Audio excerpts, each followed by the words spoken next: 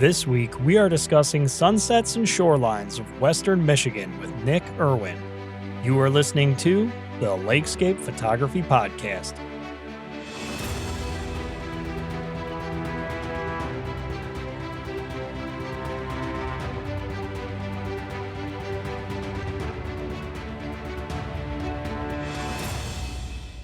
Hey everyone, welcome back to the LAKESCAPE Photography Podcast.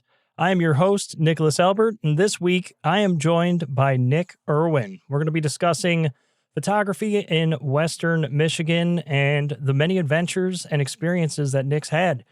Nick, go ahead, introduce yourself, and tell us some about yourself. Hello, I am Nick Irwin. You can find me on Instagram at irwin.nick or Nick Irwin Images on Facebook. I'm a landscape photographer. I live in Rockford primarily. And I like to scoot up and down the lakeshore as much as I possibly can because, as we all know, I guess the people listening to the show would know that Lake Michigan, Lake Superior, all the Great Lakes are just a lot of fun to photograph. Always beautiful shoreline on the sunset side, and I enjoy going over there a lot. I've been into your area. You are you're kind of all over the place on the western shoreline there. You're in Ludington all the way down to St. Joe and kind of all over the place, aren't you? Yes, yep. I'm actually in Ludington right now. Um, I really enjoy the west side. Like you alluded to, it's the sunset side, and that's one of the reasons why when I first started photography, I was bouncing over to Grand Haven on a regular basis because I lived probably 25 minutes or so from the lighthouse there. And it's just really fun to watch the waves, watch the people, the sunsets, of course. So naturally, I was always drawn towards the water. So we're spoiled here in West Michigan for sure. You guys have some of the best parks over there. I've gone over there myself a few times and really enjoy every trip. As far as photography goes, what's your background? How'd you get started? Where'd you pick up your first camera? Back in 2016, I was kind of posting shots here and there on Instagram just from when I was working on the road. I was in sales and I take some shots here and there with my phone. And then a few people would ask me, what kind of camera do you use? And I'm like, well, these are just for my phone. So in about 2017, a few people convinced me to get a real camera, as they'd say. Um, just basically a camera with the removable lens. So I ended up buying a Sony A6000 in 2017. Um, Pretty much all I am all self-taught. Um, and I really just went around and discovered how this thing worked. Um, I talked with a few people here and there, get some pointers, but really is a lot of experimentation. So since 2017, and of course I'm still shooting now, just out there having a lot of fun. Nice. Yeah, I understand you're part of the Tamron Creator Program as well. Yes, yes, I joined the Tamron creative team. What happened there was it's the creative collaborative. In 2020, I had a big photo project. So I decided to go get a real camera, a full frame camera, as they would say. And I went out and bought a Sony full frame. And when I bought a couple lenses, I tried the Tamron because it was priced pretty good, and I heard good things about it, and I was just kind of blown away by it. That was the Tamron 28-75 G1 at the time. Uh, so, anyways, I went out and took some shots, and I reached out to some Tamron people, and I just said, this is a zoom lens, and this is fantastic. The quality is amazing, and we ended up kind of going back and forth and talking. And throughout the years, I've grown with the relationship with them, and officially on their team as of last year as a Tamron Pro. Uh, Prior to that lens, when I was shooting the crop sensor, uh, I used a lot of Sigma primes because I really like the crisp quality of a prime lens, and that's why when I switched that full frame and got the zoom lens, I just really was blown away. Uh, the only other zoom lens I really used on a regular basis before that was just the kit lens on the Sony. And that's why I kind of adapted to the prime lenses. And then now I shoot with a lot of the different zooms just because the quality is so much better. That makes sense. So you kind of ran the gamut of different lens options and ended up with the Tamron zooms. And is there any particular lens or focal range that you tend to lean on the most when you're out there exploring? I use the Tamron 28 to 200 the most, by far the most. It's a 2.8 lens, and as you zoom out, it goes to, I think it's 2.8 to 5.6 technically. So I really like it because if you're on that lake shore shooting sunsets at dusk, or even, of course, after sunset, as people like us that tend to go shoot sunsets know that the real good part generally doesn't come until 20 to 30 minutes after the sun actually goes down. Uh, but then it starts to get dark, so it's really nice to have the option of that 2.8. That 28 to 200 gives me enough reach to capture a lot of good things. And I really like it as well because I can, if I travel and want to go light, I can just bring my 17 to 28, which is a 2.8 lens throughout. And that way I've got one camera, a bunch of batteries, um, and then my 17 to 28 and 28 to 200, and I'm pretty much all set. Anything from astro to street photography to anything in between.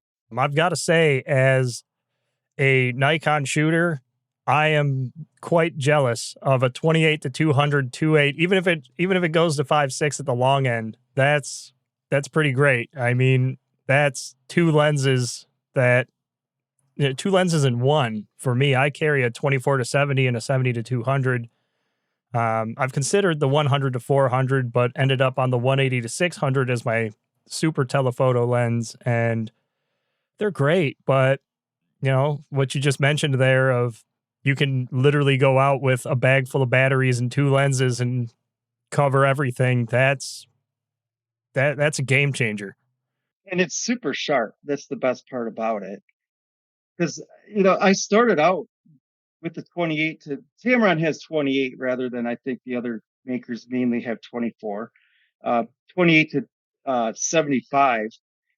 And that's a fantastic lens too. It's got its place. It's got a phenomenal zoom, or not zoom. The zoom is great, but it's got a phenomenal autofocus. It's super fast.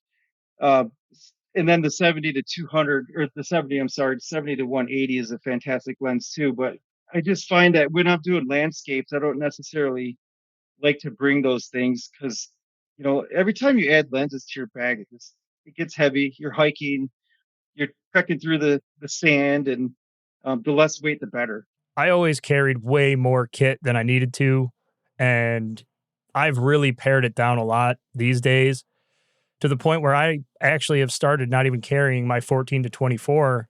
I actually only really use that for astrophotography now. Now I'm actually using the 20 millimeter 1.8 prime for a few different reasons. The biggest one is weight savings. The 14 to 24, it doesn't weigh a bunch, but you have to use a special filter kit for the front of it, and then you have to carry the filters, and it all adds up. Eventually, you get to a point where you're like, is this really worth carrying? So I lean more on that 20 millimeter now, but I get it. The weight savings is monumental, especially when you got to hike long distances. And it's that progress that, or I should say, process as a landscape photographer where your approach changes throughout the years from I've got to have all these things to I know what I need, I know what I want, I know what I need to bring out there in the field. As far as you going through that process, other than, paring it down to these lenses and, kind of going through those steps with the gear, how's your process kind of changed over the years from where you started as you approached landscapes, what you were looking for, what was inspiring you? Has that changed from where you started to where you are now, or would you say you've just kind of refined your vision in a more cohesive sort of approach? Well, when I started, as I mentioned, I used a lot of prime lenses. Um, and I really actually am glad that I did that because it taught me a lot about how things work. And instead of just zooming in a little bit, I would have to physically move my body. and or you'd have limitations on what you can actually shoot. So you're either like getting closer to the rocks for the depth of field shots, or further back. You don't have that liberty. But as a beginner, that was just a really good lesson, because moving forward, you still have that instilled in you, even with the zooms, which just offer a little bit more flexibility. But you still have that habit of placing yourself rather than relying on the lens, as far as zooming in or out. Um, Sometimes it's fun to even challenge yourself, take a prime lens and take only a prime lens and go out and just shoot with that. Shoot with a 50, shoot with an 85 if you're a portrait person. If you're a portrait person and I know 85 is a popular length for that, or 85 or 90. And if you want to go try some landscape stuff, just go out there with that one lens and physically move your body rather than rely on a zoom. It's kind of fun. Yeah, that's actually something that I did too when I first started getting different lenses. When I first, especially with primes, I did that a lot where I would only take that lens out so I could kind of learn the quirks and learn the shooting style, if you will, of the lens. And then another thing that I would actually do, and I still do to this day, maybe it's a little strange, I'm not really sure, but I'll go out and I'll limit myself as if I was shooting film. I'll say, okay, I have 24 shots, I have 36 shots, however many shots I want to limit myself to, but it's typically 24. And I'll go out and I'll really kind of put myself into that creative mindset of, okay, go back to your film days. You're limited. You have to make every shot count. You got to put a little bit more thought and effort into it. And, doing those little challenges, like you mentioned, I really think it helps you grow tremendously as a photographer. That's kind of fun to limit. I haven't done that, but it's a good idea. 'Cause sometimes you get out there and you shoot and you're shooting before the sun's all the way down. You're like, oh, this is fun, because you're kind of passing time. And then once you get those colors coming out over the lake, and then you get home and you have 100 or 120 shots, and it's like, why did I shoot those first 50? Because the other ones are so much better. But I guess you just never know what the sunset's going to actually do. You could guess all you want, but you just never know. Some of the best sunsets I've ever seen, it looked like nothing was going to happen. And 20, 30 minutes later, you've got fire in the sky. It's just, those are the best. Those are definitely the best. Yeah, I've seen a few of your shots come across on Instagram and Facebook where all of a sudden, you know, you could tell it was one of those sunsets where you thought like, yeah, maybe this isn't going to pan out. And then the sun gets to that perfect spot where you get color for just sometimes seconds, but usually a little bit longer. And the sky ignites with pinks and oranges and all these beautiful colors. And it really makes me wish I was on the sunset side of the lake quite often.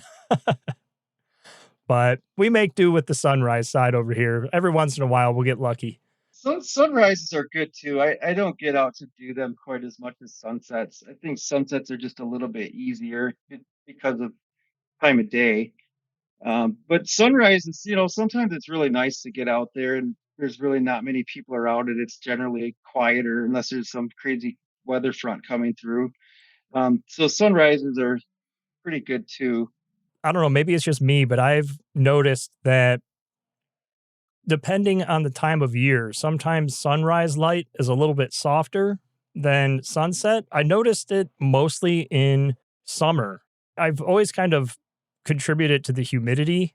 I've always noticed it, especially like up on Lake Superior in the Upper Peninsula, that usually I'll get a little bit better light on Superior in the mornings. I don't know if it's exclusive to me or if you've experienced something similar. Which part of Lake Superior, in which direction were you facing? So I'm usually in the Porcupine Mountains area, shooting around Union Bay over on the west side. It's something I haven't really noticed. I think when I see the colors in the sky, I just get excited no matter what. I do know with humidity though, it makes such a big difference when it comes to like astro. In the summer, you get the core of the Milky Way, but there's some days where it's really humid and you don't capture it quite as well as you'd like to. Like shooting in the winter is phenomenal for astro, but you don't get that core. and it's a lot harder to stay out because it can get so bitter cold. Um, but I mean, it just makes a difference. Or even it seems like these last few years, the smoke in the sky, they just it's kind of I've missed a lot of days last summer because I just look and it's so hazy. It's like, well, I'm not going to bother. Um, so it is what it is. You know, not every day is going to be the perfect shooting day. Um, but that kind of led me to back when I first started, and I was excited I'd go out no matter what, somewhere and learn something, whether it was just walking around the streets of Grand Rapids or shooting some barns somewhere, or I'd just go out and I'd call it freestyling to just kind of go out and shoot whatever I found interesting at the time. Now I'm a little bit more selective, but um, it is fun. It's still fun to do that, just with no particular place in mind, and you just kind of go. Yeah, that's something that I've really been leaning into here ever since this past October. Really, before I would still maintain spontaneity in my adventures, but before I went somewhere, I'd kind of make a list of, okay, I want to hike this trail, I want to hit this area, I want to do XYZ. And I've noticed that since I've kind of taken a step back from that and just kind of allowed the conditions and the landscape and what's going on with the light to kind of guide my location decisions and choices, it feels like I've improved in coming home with more images that are, call them portfolio shots, because I'm not focused on trying to make an area I wanted to go to work. I'm just going to wherever's going to work, if that makes sense. Yeah, it totally makes sense. And then when you get to that spot, you can act like you're doing two rolls of film instead of one. Yeah. Yeah, exactly. Uh, take that little restrictor off, and it actually, when you were talking about that, it made me think of it was around this time last year. I want to say it was early March of last year. I went to Ludington. I had my 180 to 600, and it was a cold morning. The wind was just blowing off the lake. There were waves crashing against the lighthouse out there. And I kept trying to get a shot of a wave breaking over the lighthouse. And no matter what I did, I just could not get it to work. So I just put the camera into basically high speed mode, where it takes, 20 images a second or something like that. And I just sat there and fired off a bunch of images at every single wave that was coming in. I think by the time I left, I had taken a little over 1,300 images, and I just went back to the hotel. I was like, we definitely didn't adhere to the 24 shot rule today. Yeah, I when it comes to the waves over the lighthouses, or crashing into it, I'm always a one shot, like with the finger. Obviously I take multiples, but I don't do the high speed because I don't want to fill up my SD card, and then I got to go through and delete most of them. Um, but I am a stickler with the lights both being on. If there's two lights, like in Grand Haven, um, if both lights aren't on, I scrap the shot most of the time. I know you can cheat and move it. I just don't like to do that. Um, but if the light, I just it's weird, but I always like to have that light on if it's a blinking light. So when it's one lighthouse or one light, and not with the double, it's a lot easier. But to capture that wave at just the right time with the light on is it's like a little victory, especially if everything's in focus and just right. Um, those are fun. It's always fun when the water's churning. And right before we got on this podcast, you happened to tell me that that was happening in Ludington as we speak. And I have not gotten that shot in Ludington quite yet. So you're right. Had I known that, we might have delayed this today.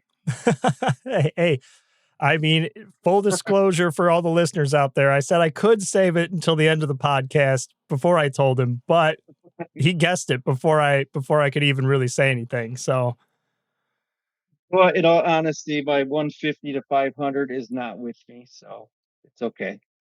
yeah, I've been there. I actually started carrying a teleconverter with me to throw on my 70 to 200 for those just in case moments, because I had run into that issue so many times where, the Nikon 180 to 600, it's like a 5-pound lens. The thing's a tank.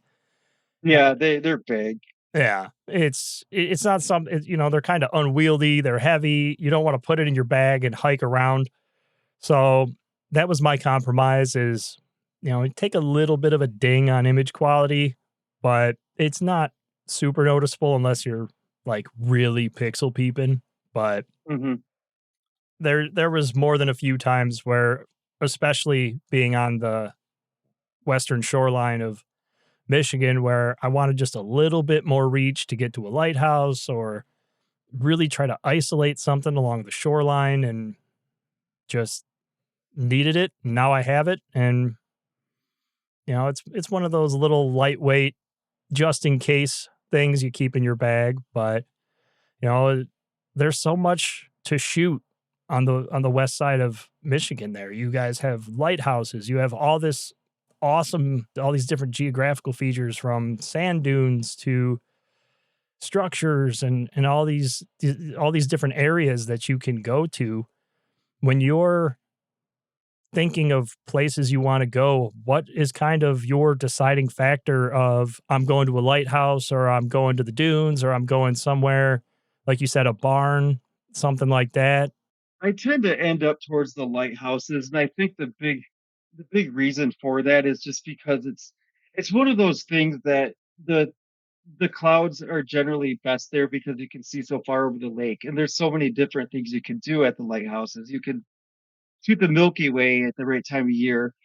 And when I shoot the Milky Way, I like to have something in my photo other than just the sky.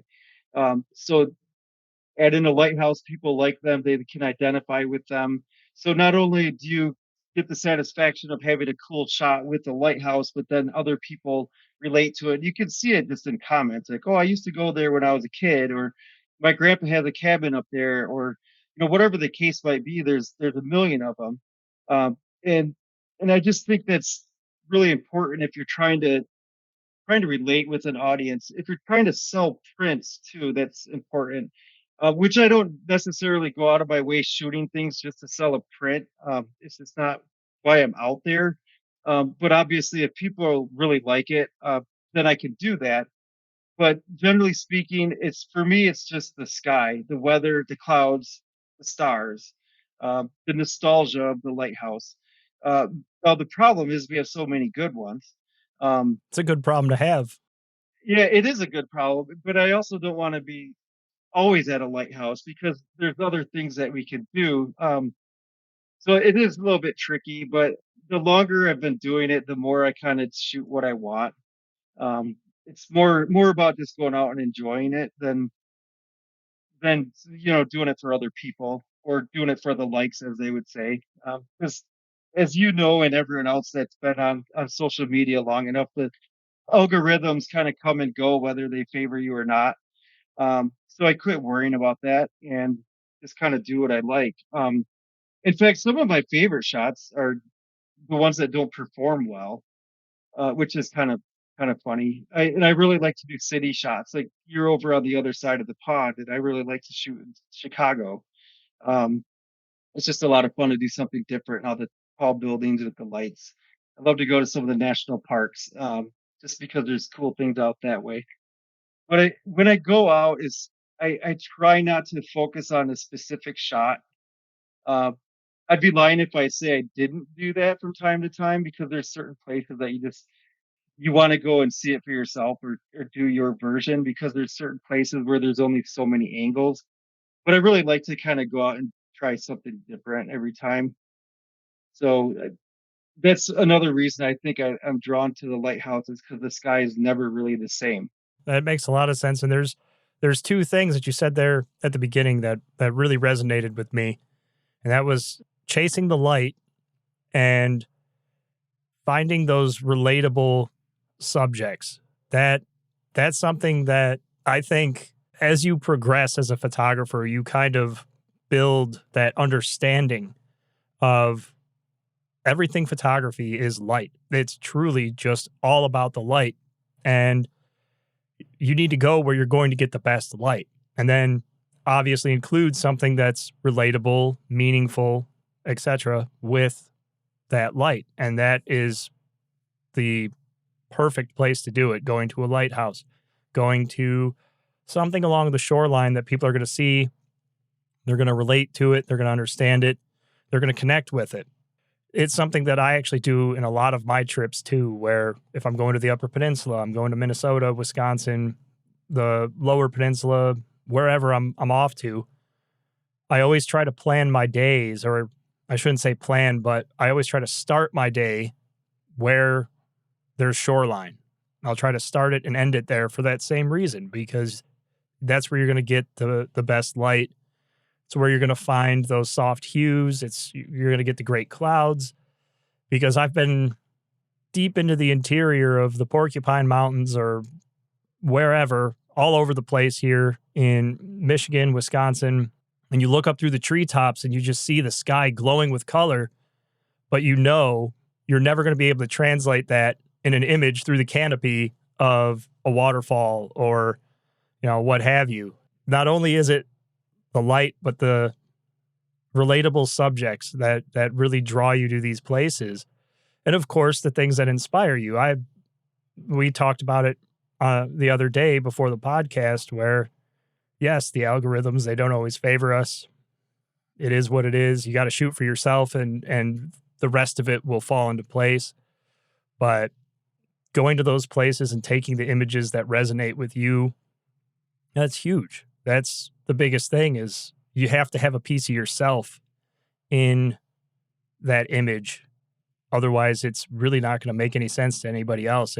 If you can't shoot something that means something to you in a way that reflects that little piece of you, then it's going to be really hard, I feel, to translate that story to those that you're trying to share it with. Mm-hmm. The other cool things about shooting on the lakeshore or at a lighthouse, or either one really, is there's so many different things you could do. And I think that we're naturally, humans gravitate towards water. But I remember learning like how to really capture the drips coming off this guy's surfboard in Grand Haven with that super fast shutter speed. It was kind of mind blowing when I was looking in my screen. I'm like, holy cow, I really did that. Um, to like trying to slow it down and show that flow of water, whether it be on some big waves that you're making like look like it like a watercolor painting, or like a flow of a river going into the lake, or even just a river for that matter, inland. It's really fun to try and capture the current. That's why water is so cool, because we can, and it reflects, there's so many neat properties about water that we can learn from and enjoy, and experiment with the cameras. Because as anyone that knows, shooting water, trying to make it look moving or freeze it or whatever, there's a lot of trial and error there. Um, even when you kind of have it down, like I could do it a lot faster than I used to be able to, but there's still trial and error. I don't care who you are. You're going to take an extra few shots. And if you don't, you might get home and think that you had that perfect one and you didn't. So that's one of the other things I just really enjoy about water. So the lakeshore is definitely spoils us. Definitely. And it's awesome that, like you said, you can choose to freeze it or allow it to move. You can keep that energy in the image. And that's something that I've always really liked seeing in shoreline images, in images of the lake, when you take a little bit longer of an exposure, maybe not, into multiple seconds, but you shoot at a quarter second or an eighth second, and it shows that movement just enough to give the photo energy, and it tells a better story, I feel like. I always thought it was fascinating when in reality, if you're trying to show speed, you slow your shutter down. And if you're trying to freeze it, you speed it up. It's kind of backwards. Yeah. That was one of the things that always kind of threw me for a loop too. And it actually makes me think back to when I was first learning photography and learning about aperture. I was so thrown off. I was like, what do you mean a lower number means a bigger aperture? What? And it's same thing with water. And what I think one of the things that took me the longest to kind of dial in with my shoreline shots or approaching moving water, I was always under the impression of, oh, well, everything's got to be like minimum 15 seconds or longer. And I'd get back and I'd look at the image and I was like, I mean, it's got some energy, but it really just kind of looks smooth. Though there's no Yeah, detail. too smooth. Yeah, it's too smooth. And then, like you said, you do that experimentation where you look at an eighth, a quarter, a half second, and then things start making a little bit more sense. You can start really dialing in those smaller scenes where maybe you just zoom into the waves and exclude the lighthouse, you exclude everything, and you're just shooting the waves in that sunset light or sunrise light or whichever whichever time of day you're choosing to shoot. It's amazing how much of a different story just simply choosing a different exposure time can tell. It's interesting you say that because it kind of relates to when I'm trying to teach people astro, which I don't do too often, but when I do run into people out there that I can tell they're beginners, or if they ask me questions, I kind of enjoy to share. Um, I always tell them though, it's like if you think it's just right when you're looking at it at the back of your camera, take another one that's brighter and like a higher ISO or a little bit longer, and take another one that's not as bright, maybe even a few more, because chances are when you get home, your eyes are adjusted out there. And believe it or not, the back of your camera is pretty bright when your eyes are adjusted for the dark. And you can get back and be like, man, I thought that was perfect, but it's way darker than I thought. And then if you push it up too much on Lightroom, it gets grainy and your shot's not good. Same thing with what you mentioned about the water. This reminded me, it's like if you're set up and you've got the tripod out, take a few extras that are a little bit faster or slower because you're already there, you're ready to go. You might as well, unless you're shooting those 24 pictures that you said earlier with the film. Yeah, then you're kind of bound. You got to trust your Yeah, instinct. It's either like, gonna well, this better be the one. yeah, it's either gonna be a win or a hard lesson. One of the two.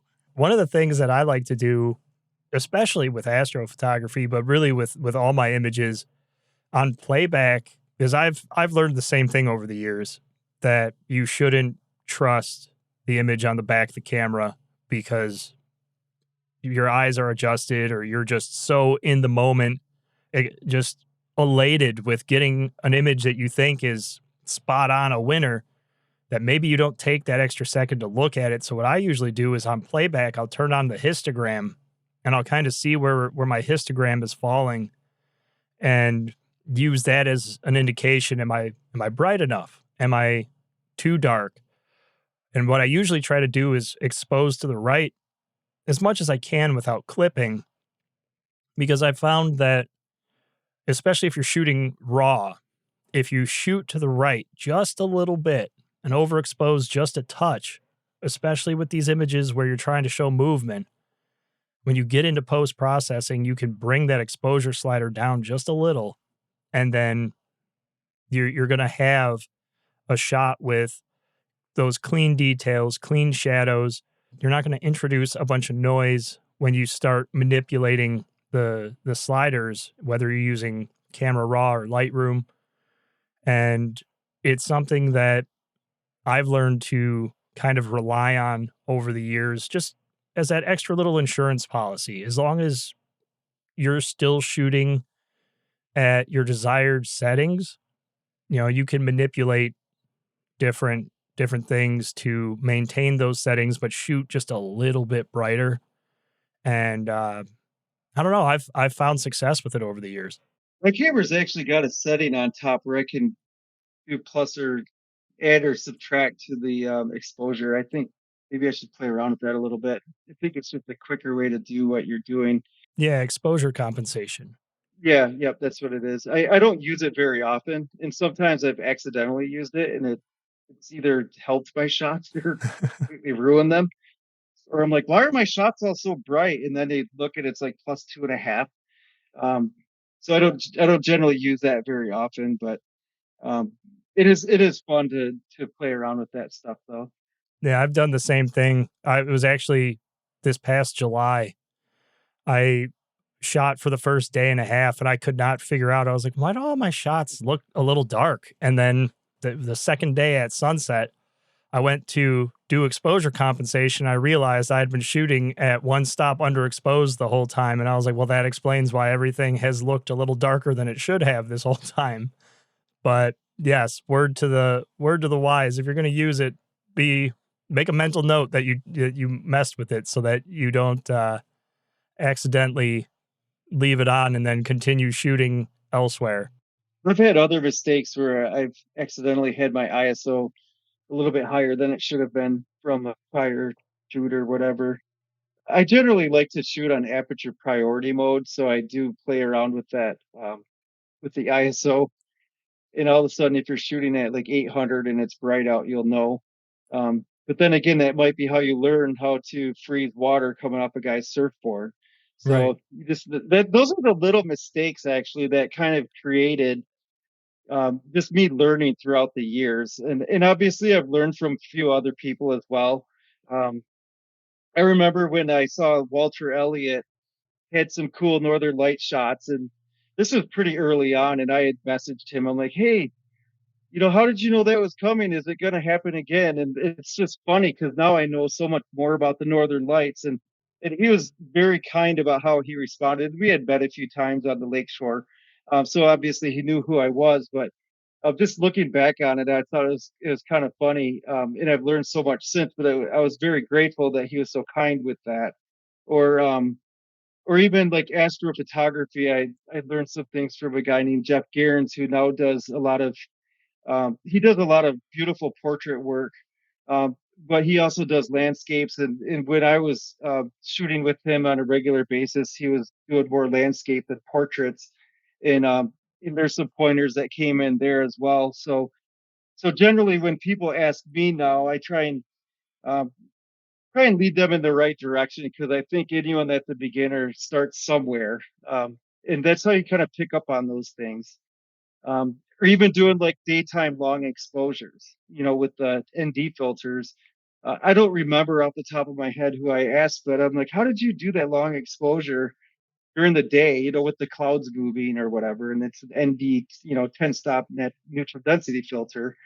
And those became some of my favorite shots, through the years once you learn how to do it. So I always try and remember, give those pointers to newbies, and it's just kind of, it all goes around. So it's kind of fun because we all tend to, being lakeshore photographers on the west side here, you kind of bump into people here and there that you've seen on Instagram or on Facebook. So it's a lot of fun.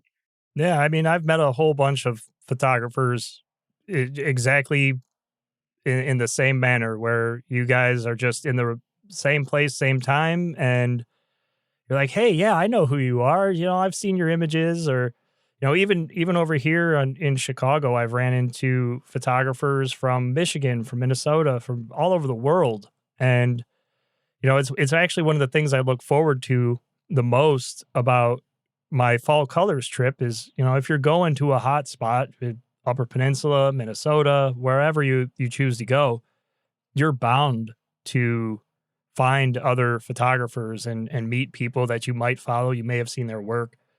And I agree. It's great to have those conversations and discussions about, hey, how are you doing this? Or, you know, just talk photography. I've learned so much in the same way, just asking questions, seeing how somebody else is doing something. As you were explaining that, it actually made me think, especially with like neutral density filters and shooting in, uh, you know, broad daylight, and people are doing these long exposures, and you're like, hey, wait a minute, how are they doing that? Well, it was the first time I had seen an image. This was probably 10 years ago now, maybe even more. It was the first time I saw an image of a landscape shot under a full moon with the stars in the sky, and they had done it in a way to where there was still a little bit of light on the horizon from sunset, but the moon was behind them casting light over the landscape. And they had stars in the sky. And I was like, oh, well, that's obviously a composite. There's no way. And then I saw a few more images posted in the same way. And I'm like, okay, well, now I got to ask. And I reached out to this person. They're like, yeah, I'm just shooting under the full moon. You just wait for, a couple hours after sunset. Sometimes you'll still get, you'll get lucky. There'll be a little bit of light on the horizon and, 45 minutes to an hour afterward, but you'll still get the stars. And if you shoot it at the right time, you can get the light from the moon that illuminates your landscape. You can get the stars in the sky. You can get that little touch of sunset light that all kind of comes together, and it makes these really cool scenes. And I've tried it a few times, but I haven't had nearly the success rate of other photographers. But, like you said, I'm learning how to do it. It's not a guarantee. Nothing in photography is a guarantee, but it's learning and it's experimenting and just having fun with it. It's funny you say that because I remember photography just has taught me so much about life in general. To pay attention to things that you never paid attention to before. You mentioned the moon thing, and I remember driving out to just North Muskegon by the brick house thing, and I was out there because I wanted to shoot the stars, and I didn't realize how bright a full moon was because the trees all had shadows on them. I mean, this was really early on, and I actually think I got a couple cool shots because the brick house thing was pretty well lit up with the moon. But the trees had these shadows. Or other things that you'll notice that you never used to pay attention to is the sunlight, or not the light itself, but the actual sun position throughout the year. It's like, oh, I want to get it right behind the lighthouse. So do I want to be on the north side or the south side? You never ever would have thought of that. Or at least I didn't before photography. I didn't really pay attention to the lighthouses, let alone where the sun was in the sky, because I didn't care. But it's those little things. Now you just focus on that stuff.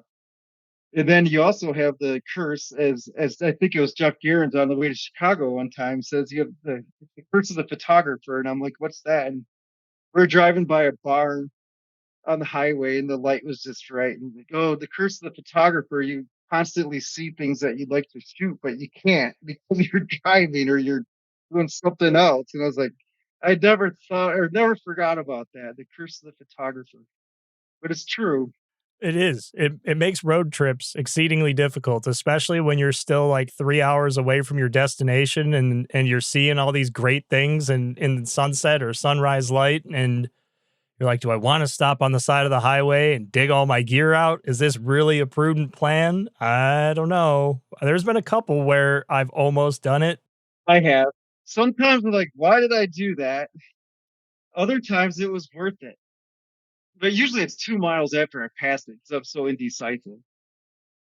Which is another reason it's good to only have two lenses, by the way. If you carry two lenses, you're not like, oh, should I shoot it like this or that or super zoom? Yeah, you limit the creative choices, or I guess creative options, and then you're kind of set to, well, these are the compositions that I can do. Do I want to do it? And Right. that's a big part of it.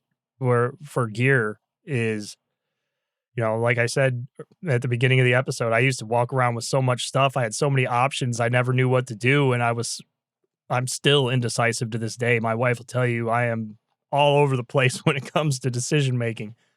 But having a set baseline in your gear is huge in those moments because you just need to see it, understand what you want from it, and then know exactly what you need to use to capture it. And it brings back a memory from just a couple weeks ago. I was up in the Upper Peninsula. There was this huge snowstorm that had come through the night before.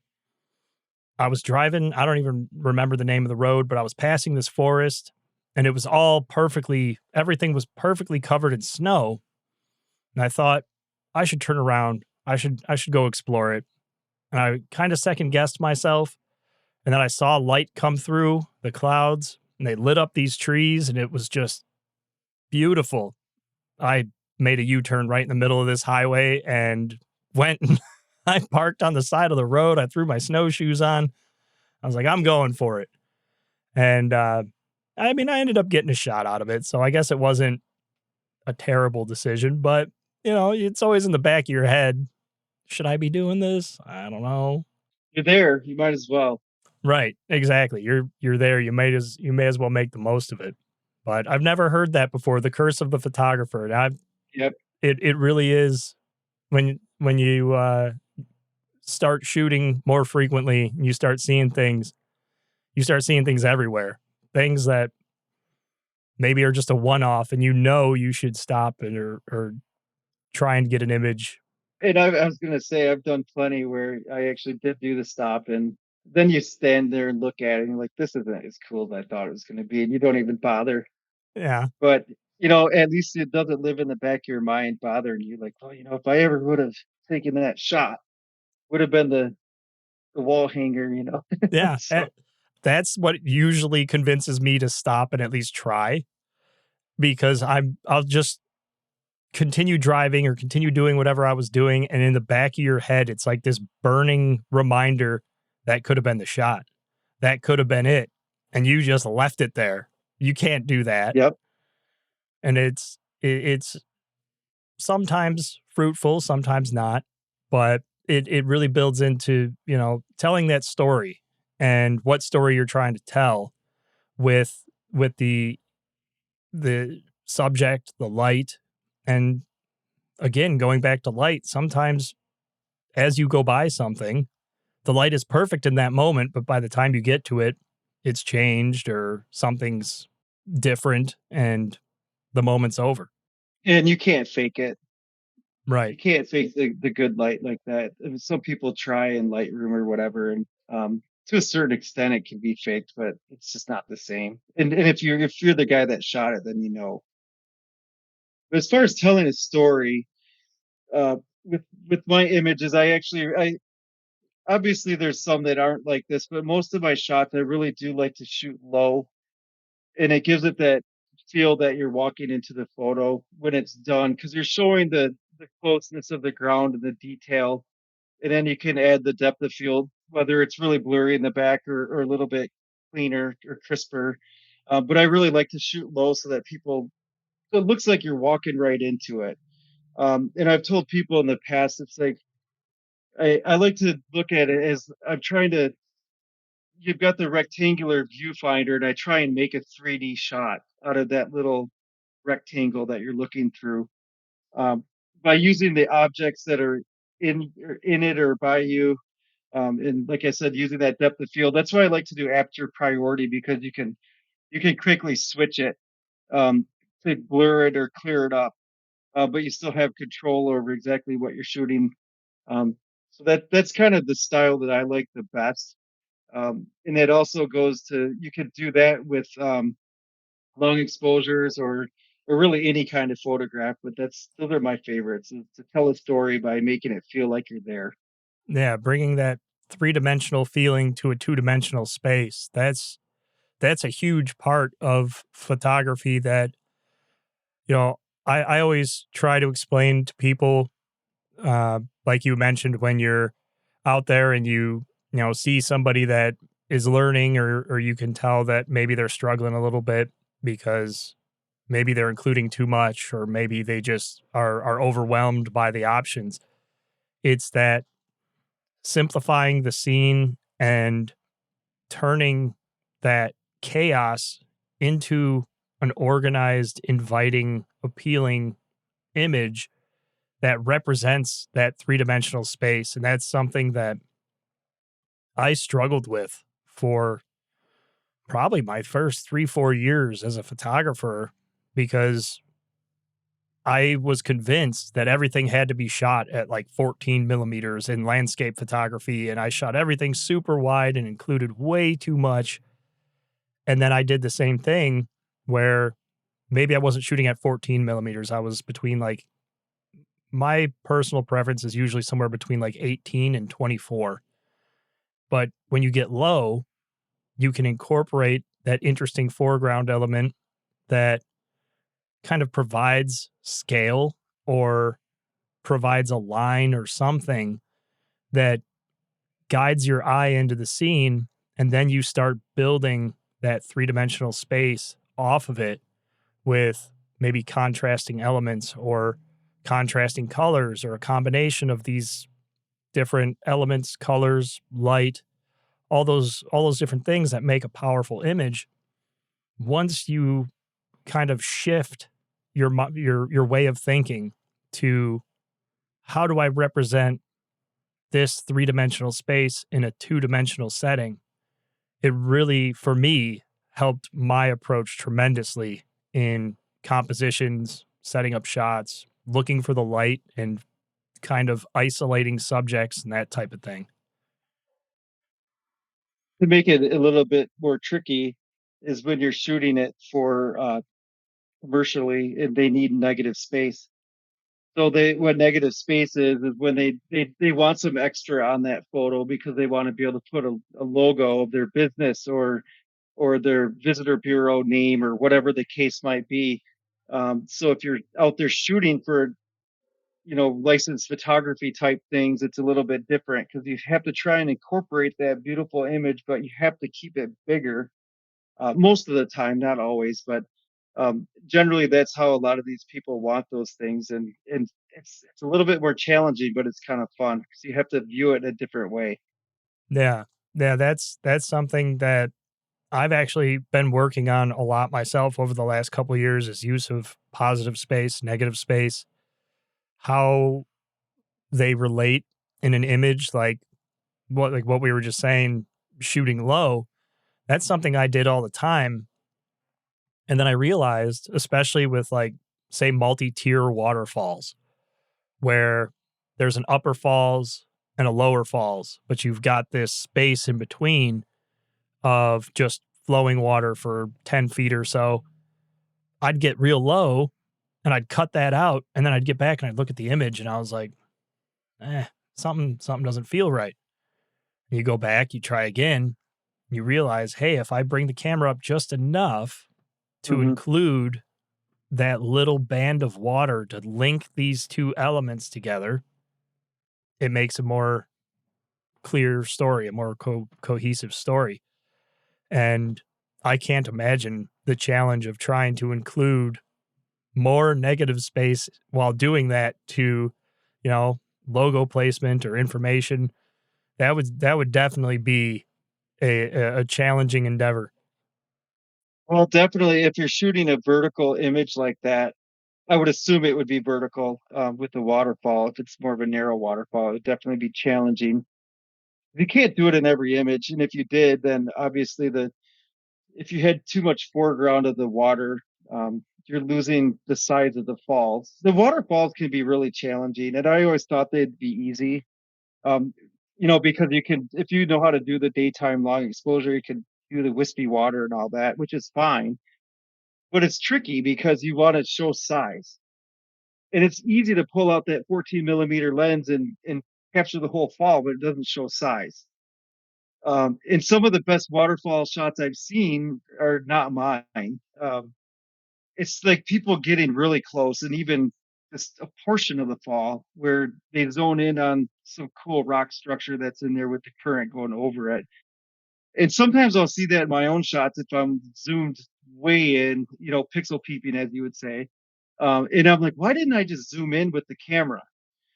Because sometimes it's good to go in versus out all the time. And I've actually noticed that with even Northern Light shots, for example. I have a shot that was my art prize is it's a big contest in Grand Rapids. Um, one of my shots there was taken with a 28 to 75 lens, and it was with the Little Sabo Lighthouse. And most of the time, people like to shoot 14 or 16 millimeter, whatever, depending on their camera. But I like to bring the Northern Lights sometimes with a little bit more zoomed in because it brings the color closer to you if you have another object in front of it, which just adds a different element. So I know we're kind of switching subjects there from the waterfall to trying to capture that vertical to a lighthouse, but it's the same thing with the focal lengths. You, you can experiment with those things and try and be different with it and outside the box, and sometimes you'll get images that you like better. Yeah, that telephoto compression of, you know, as you zoom in more, it brings that background tighter. Whatever's in the distance, and that was actually that you tied it in with lighthouses. I was gonna say, as you're approaching shorelines or lighthouses, how are you kind of going through that same process? And you basically answered it there. Of you experiment with different focal ranges to kind of bring these different elements together, isolate different subjects, um, just do different things with different approaches. And I think that's why lighthouses can be so fun too.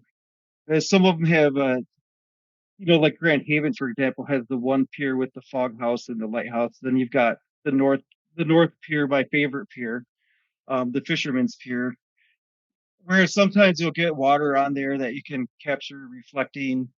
You've got the channel running between. You've got ice in the winter.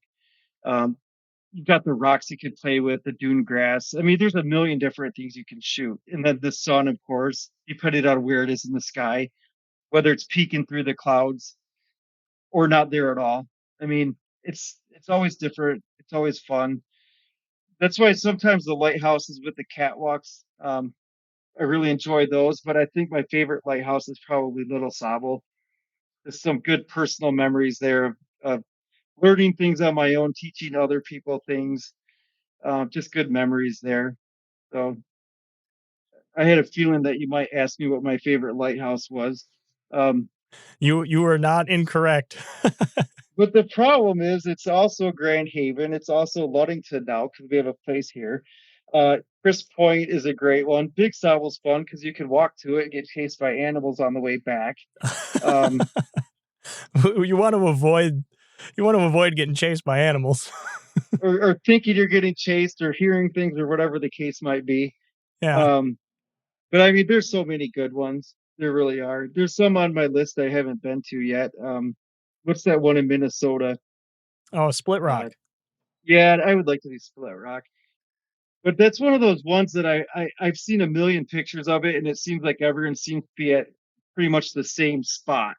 Yeah. Um, so that's one of the ones where I'd like to go to see if I could try something different. But sometimes you get to a place like that, and there's not much else you can really do, Yeah. just depending on the layout of it. Because as photographers, we're always trying to do our own thing or put our own mark on it, and sometimes you just can't. But I'm gonna try one of these days. It's worth it. I've been there a few times, and I love Split Rock. It is a beautiful park, beautiful area. There's a few different compositions that you can really pull out of there, but you kind of have to walk out onto the rocks that go into the lake a little bit. There's I call it a hill that's a little south of it that I've seen some people shoot from. There's a whole bunch of different areas over there that you can go and experiment with different compositions, focal lengths. When it comes to techniques, planning, kind of getting yourself ready to go out and shoot these images, what tips can you share for planning, like you mentioned, where the sun's going to be, where the moon might be? How are you planning out your trips? What are you looking for when you're considering, maybe I'm going to go to Ludington, maybe I'm going to go to Grand Haven? What what's your thought process? If I'm picking something like that, I am glued to my weather app. I just use one of the local TV stations with their Doppler radar or whatever it is, and I can look at rain and look at cloud cover. There's also the Windy app, which kind of shows you the direction of the wind, especially for a day like today where they're smacking the piers. Um, and like I said, I didn't get a chance to go out there today. Um, Those are two. Another a good one that I occasionally use, especially for Milky Way shooting, is Photo Pills, which is an app that you pay for. I think I bought it once, and it's good forever or something. I usually use that just to kind of line up where the Milky Way will be, because I like to shoot like the Milky Way over Point Betsy is really cool. There's you could also do it at Little Sabo. I mean, there's plenty of lighthouses that you could do it at, or if you could find a cool tree or barn if it's really still out, with the tree at least. Um, what else do I do? If it's winter, try and remember to bring your spikes. Whether you plan on, you probably don't want to plan on going out to the lighthouses because I know there's regulations on that now. And it's just not safe. And you definitely don't want to walk on the ice because it's extremely dangerous. And I know there's been a lot of pictures posted recently of people doing that, even families. But even if you're not doing that, because you shouldn't, it's helpful to have some sort of spikes to walk even just on the beach. I've fallen on my butt before at Frankfurt once just because like the ice was pretty much gone for the season, but the water came up and it was at that point where it's freezing again. So it was like a glass sheen on and I slipped. So even if you're just walking on the sand, just keep that in mind that the spikes can be really helpful.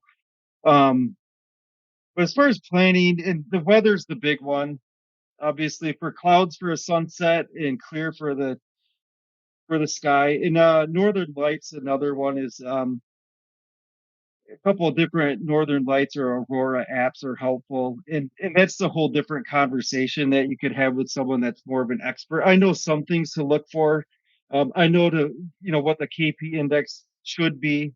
In quote, I say should because it's just kind of a guesstimate. I think it's like an average. So locally, it could be more intense or not at all.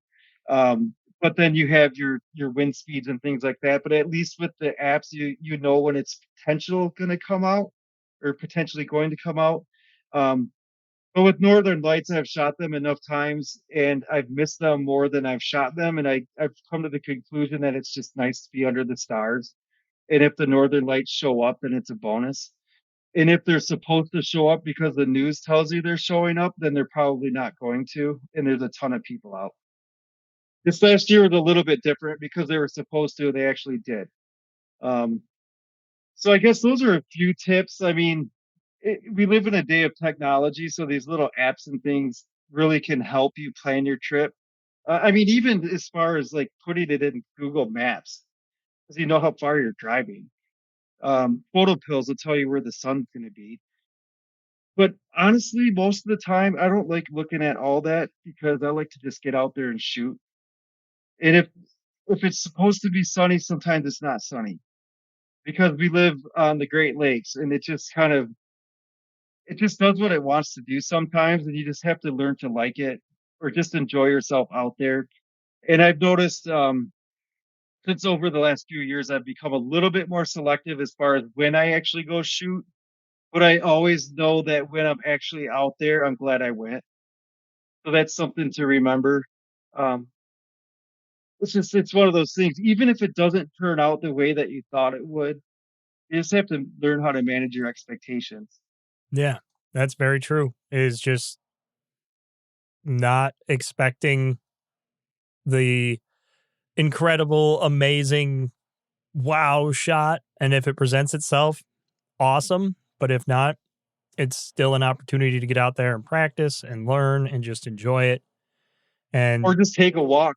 I've gone to the Grand Haven North Pier and the sky was just gray, and I just walked up and down the pier. I don't think I took a single shot, but I was still glad I went. 'Cause I mean, I was just glad to be outside. That's a whole part of it. It's one of the reasons I love photography. It's taught me a lot about myself. It's encouraged me to travel. I've traveled 6 or 7 times with Allegiant Air doing projects for them. Um, I've traveled with Tamron, which was fun, and I've done several trips on my own, um, going to new places. I love the Great Lakes, but I also like to get out and explore new things. I'll be in Madeira here, Madeira, Portugal, which is by the Canary Islands here in April. I'm going back to Alaska in July, and I'm going to Iceland in 2026. So I plan that'll be my second time there. Um, so it's really encouraged me to do that. I mean, quite literally, after I took photos of the Northern Lights in Frankfurt for the first time, I ran into Noah Sorensen there. He's a great photographer, and this was the first time I met him. And we were kind of shooting there, and it was 2018, and um, I think maybe a week or two after that, I booked a trip to Iceland and went with my dad. So he doesn't do photography, but we had a great time. And if it wasn't for me picking up that camera, it just never would have happened. So it's been fun. Yeah, it opens doors, and before you know it, you're doing things that you never anticipated you'd be doing and going places you never anticipated you'd be going. And it's like an invitation to explore, see things, and just record your adventures and share them with the world. We still have that curse. Yes, yes, you still have the curse, and an even worse curse if you limit yourself to those 24 shots I mentioned earlier. It tried driving through Zion without a camera once. Oh man, that must have been rough. No, it wasn't me, but I could Oh. just say, just imagine. I mean, even driving through there, if you've ever been to Zion, if you were to drive through there, there's so many things to shoot, it's impossible to pick. It's just such a beautiful place. But honestly, there's some drives on our shoreline that are the same way in a different way. Um, just meaning there's so many different things to shoot.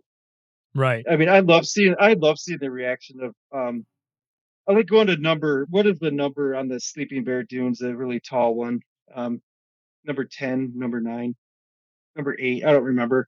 Um, it's the tall dune where you see the picture where people leave their flip flops, and you'll get the fine if you get picked up at the bottom. Um, what I was getting at is I really like going up there to the lookout, and sometimes it's listening to the tourists, to hear their reaction about looking over the lake because it's so vast right there. It's such a cool spot. And the people come from all over the place, or there's even people that live an hour away and it's their first time there, and it's kind of fun to hear that too. Yeah, their initial reactions, their experiences, and to see something like that. And I actually just talked about that. It was within the last couple episodes here where, you know, as we see these things all the time, I go up to the Upper Peninsula a lot, and I go to Minnesota, I go to Wisconsin, I go to all these places. We almost in a way get a little desensitized to it because we see it so frequently. But then somebody from the other side of the world or just from another state even comes here and sees these things, and they're just amazed. They're astonished. And it's one of the reasons why when I go to places, when I'm thinking of the places I want to go throughout the year, I'll try to not go to the same place too many times because you want to keep that curiosity, that amazement when you see it again, and that just drive to find beauty in everything. Whereas, I live a little over an hour west of Chicago, and people come here all the time. I see posts all the time on Instagram of all these cool angles and compositions and different places people are finding to take images from. I'm like, well, why didn't I think of that? Or, I've seen that before. Why didn't I think to take a shot of it? And it's that piece of I've seen it so many times, I just never thought to do it. It is fun to see different people's perspectives or the way they shoot certain things. That's why sometimes I do like to go to places that you've seen a million times, just to see what if you can do a different spin on it some ways.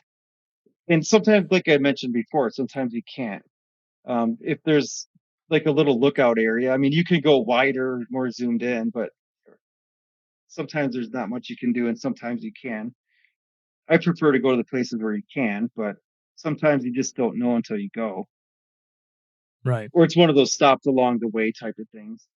Or it's a win in Rome moment. You're there, you might as well stop. Right. You're going through it. And that's how I've ended up shooting a lot of different places in the Great Lakes.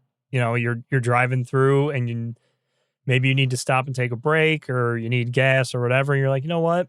I'm in the area. I'm just going to stop and check it out. I've found that breaking up drives like that and hitting little areas as you go, it actually makes the trip wherever you're going that much more rewarding, that much more exciting because you're doing photography on your way. You're not just getting in your car, driving for 6, 7, 8 hours, thinking about photography, especially as I go through Wisconsin on my way up to the Upper Peninsula. There's so many little stops along the way that, Oh, for sure. you can hit. It's a beautiful area. Yeah. I've learned with my partner Janae, when her and I go to trips, we like to do national parks or big state parks or just things like that. But we've learned that when we go, we don't like to over plan things. It's like you have to have a destination. We'll stay at a few different Airbnbs or something, but we like to keep some open time in there. And the best places that we've been are generally when we go to like a little cafe or diner, we talk to the server and find out where they, hey, where do the locals like to go or what do we need to see? And those are generally the best places are where the locals tell you to go.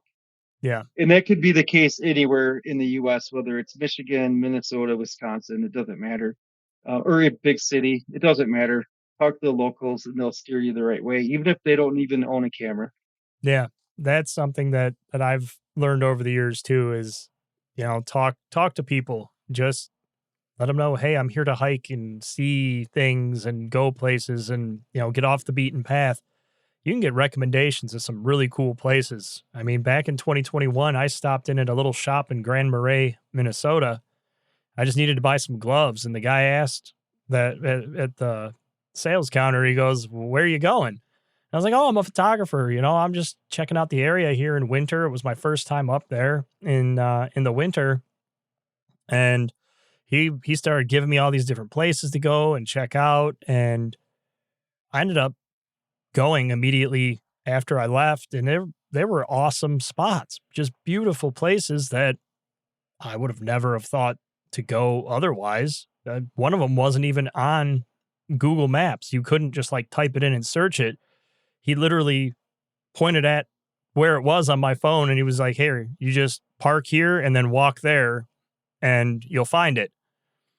All right, I'm gonna take your word for it. Hopefully, there's not some crazy guy back here waiting for me with a bat gonna beat me up and steal my camera. But it's the risk you take.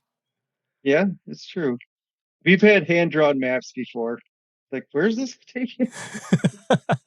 Oh man, back out on some mountain in Alaska with a hand drawn map on an old Iditarod trail. It's like I thought the mosquitoes were gonna fly us out of there, but it was fun. No, it's fun when you do the unexpected. That's why we don't like to overplan, like I said. Um, Always have a few places in mind for sure. But listen to locals. That's my biggest piece of advice. Definitely something I would highly recommend as well, especially going to new places or even places that maybe you've been a couple times and you just want to see something new. It's just getting out there and getting that experience in. And that's what photography is really all about at the end of the day. If you do have your go-to places, you have to try and figure out a way to shoot them different every time. Because there are some go-to places we all have to admit.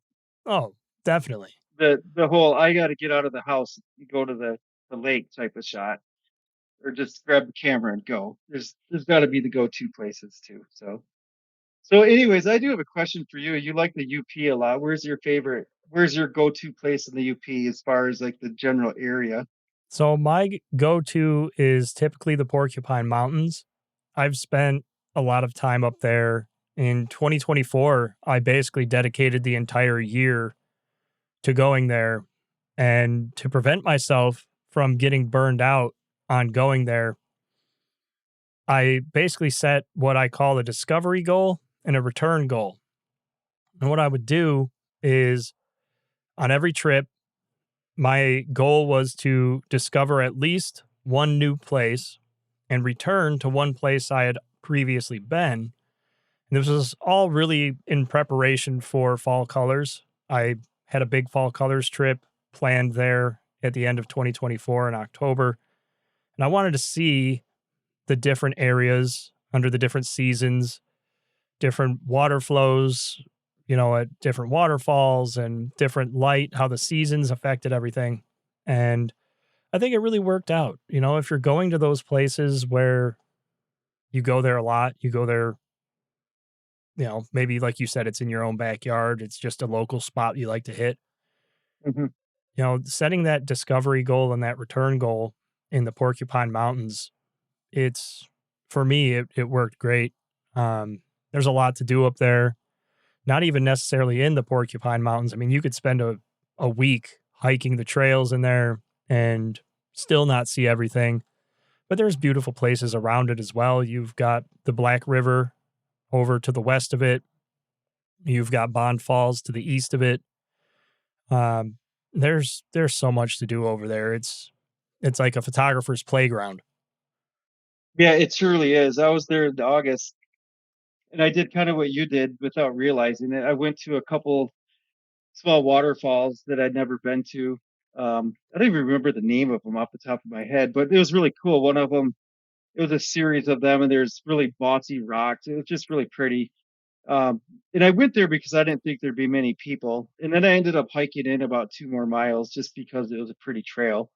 And then I did the old when in Rome shot, as they say, or as many people say, but when in Rome, and I went to Lake of the Clouds Hmm. and took one of what became one of my favorite shots with those sunset-ish, like pre-sunset clouds are racing by with some color starting, and just getting that long exposure over the water because it was calm enough where I was to not get camera shake, but yet the clouds were screaming by, and I could get that cool effect where it even reflected down into the lake.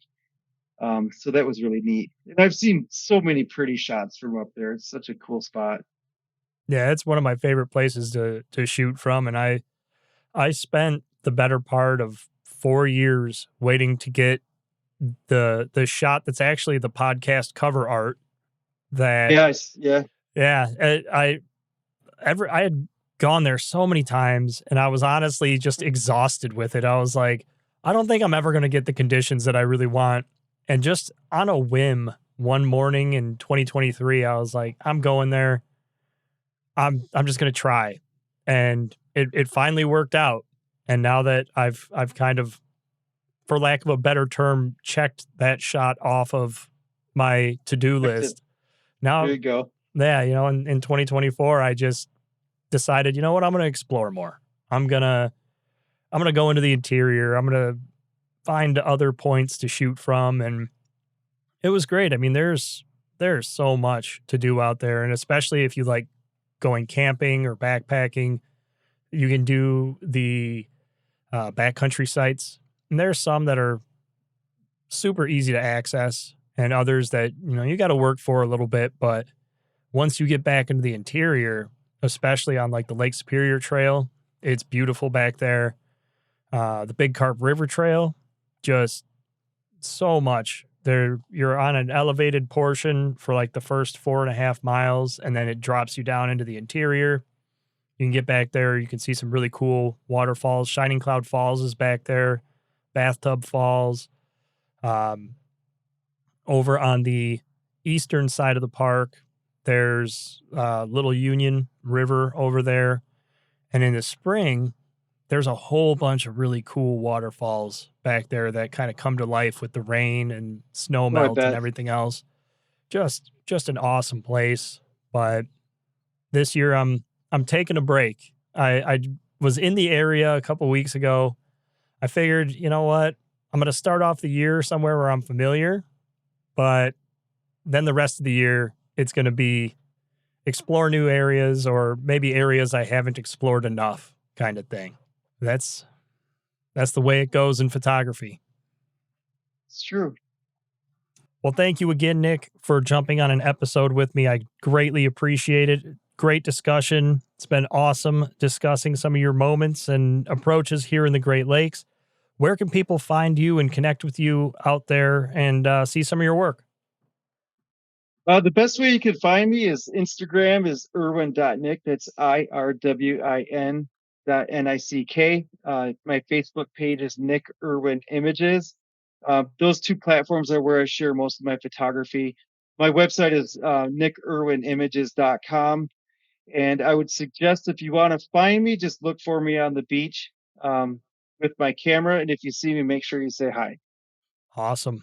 I'll include all those links in the show notes below so that you guys can all go and follow along and see some of Nick's work. Thank you again for joining us. Thanks a lot, Nick. It's a lot of fun. As always, thank you all for enjoying this episode of the Lakescape Photography Podcast. And another huge thank you to Nick Irwin for joining us for this awesome episode. His work is linked in the show notes. Make sure you guys head over there, give him a follow, say hello, check out his work. Next week, we are going to be joined by Youper Steve for a discussion on the hidden waterfalls of the Upper Peninsula, some of the adventures he takes through the region, and some of the work that he does up there, and some of the resources that he provides. It's going to be a really exciting episode, so make sure you guys are all following along so that you can catch that next week. Please don't forget to rate and subscribe, share with your friends and fellow photographers. It's always appreciated. I will see you guys on the next one. Take care, everybody.